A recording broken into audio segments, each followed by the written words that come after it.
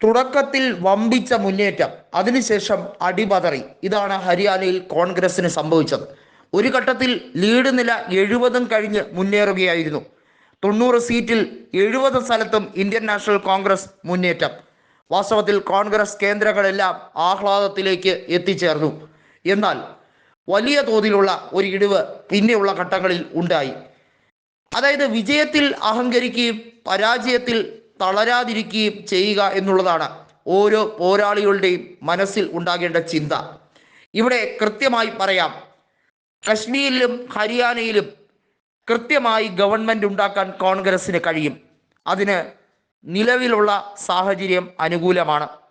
ഹരിയാനയിൽ കോൺഗ്രസ്സിന് 37 സീറ്റ് മാത്രമേ ഇപ്പോൾ ലഭിച്ചുള്ളൂ എന്ന് തന്നെ വയ്ക്കുമ്പോൾ അവിടെയുള്ള BJPയിലെ പല MLA മാർക്കും നിലവിൽ സൈനിയോടും അതുപോലെ തന്നെ മനോഹർലാൽ ഖട്ടറിനോടും എതിർപ്പുള്ളവരുണ്ട്. അവർ റിബലായി തന്നെ നിൽക്കും. അവർക്ക് അവകാശങ്ങൾ നേടിക്കൊടുക്കാൻ സമ്മതിച്ചില്ലെങ്കിൽ അവർ രാജിവെക്കും. അവിടെ ഉപതെരഞ്ഞെടുപ്പ് നടക്കും. തീർച്ചയായും ഇപ്പോഴത്തെ സാഹചര്യം അങ്ങനെ തന്നെ വിലയിരുത്തണം എന്നാണ് തിരഞ്ഞെടുപ്പ് വിദഗ്ധർ പറയുന്നത്. കഴിഞ്ഞ ലോക്സഭാ തിരഞ്ഞെടുപ്പിൽ 100 സീറ്റിൽ 1000 വോട്ടിന് താഴെയാണ് പല സീറ്റുകളിലും കോൺഗ്രസ് നേതാക്കൾ തോറ്റത് എന്നത് അടിവരയിട്ട് പറയേണ്ട കാര്യമാണ്. അതുപോലെ തന്നെയാണ് ഹരിയാനയിലും. അവിടെ 14ഓളം മണ്ഡലങ്ങളിൽ കേവലം 2000 വോട്ടിൻ്റെ വ്യത്യാസം മാത്രമേ ഉള്ളൂ. ഇതിൽ നിന്ന് മനസ്സിലാക്കേണ്ട ഒരു കാര്യമുണ്ട്. തെരഞ്ഞെടുപ്പിൽ കോൺഗ്രസിനെതിരെ അല്ല അവിടെ ജനങ്ങൾ വോട്ട് ചെയ്തത്. അവിടെ BJPയുടെ ശക്തി ദുർഗങ്ങളിൽ അവരുടെ വോട്ട് ചോർന്നില്ല എന്നുള്ളത് ഒരു പോസിറ്റീവ് ഘടകമാണ് അവരെ സംബന്ധിച്ചിടത്തോളം.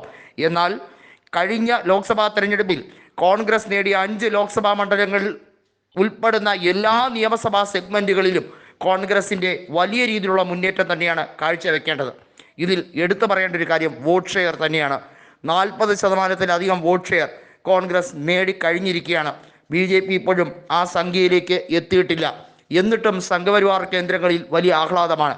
സീറ്റുകളുടെ കാര്യത്തിൽ മാത്രമാണ് ആ വ്യത്യാസമുള്ളത്. എന്നാൽ സീറ്റുകളുടെ കാര്യത്തിൽ ബഹുദൂരം മുന്നിലാണ് കോൺഗ്രസ്. കോൺഗ്രസ് നേതൃത്വത്തിന് കൃത്യമായി അറിയാം എങ്ങനെയാണ് മുന്നേറ്റം നടത്തേണ്ടത് എന്നത്. തൽക്കാലം ഒരു തിരിച്ചടി ഉണ്ടായിരിക്കുന്നു. പ്രതീക്ഷിച്ചത്ര സീറ്റ് കിട്ടിയില്ല. അതിന് ഇത്രയധികം ആഹ്ലാദിക്കേണ്ട കാര്യം സംഘപരിവാറിന് ഇല്ല. എല്ലാ രീതിയിലും അഴിമതിയും അതുപോലെ അഹങ്കാരവും കൃത്യമായി വർഷിക്കുന്ന സംഘപരിവാർ സംഘടന കർഷകരോട് ചെയ്തത് കൊടുംചതിയാണ്. അഗ്നിവീർ സ്കീം നടപ്പിലാക്കാൻ സൈനികരെ അവരുടെ ആത്മവിശ്വാസത്തെ വ്രണപ്പെടുത്താൻ ശ്രമിച്ച നരേന്ദ്രമോദിക്ക് ഒരിക്കലും മാപ്പില്ല എന്ന് തന്നെയാണ് നിരവധിയായ യുവാക്കൾ പറഞ്ഞു കഴിഞ്ഞിരിക്കുന്നത്. അതുകൊണ്ട് ഈ തെരഞ്ഞെടുപ്പ് ഫലം BJPക്ക് കിട്ടിയിരിക്കുന്ന വലിയ ഹൈപ്പാണ് എന്ന് വിചാരിക്കുന്നവർ വിഡ്ഢികളുടെ മൂഢസ്വർഗത്തിലാണ്.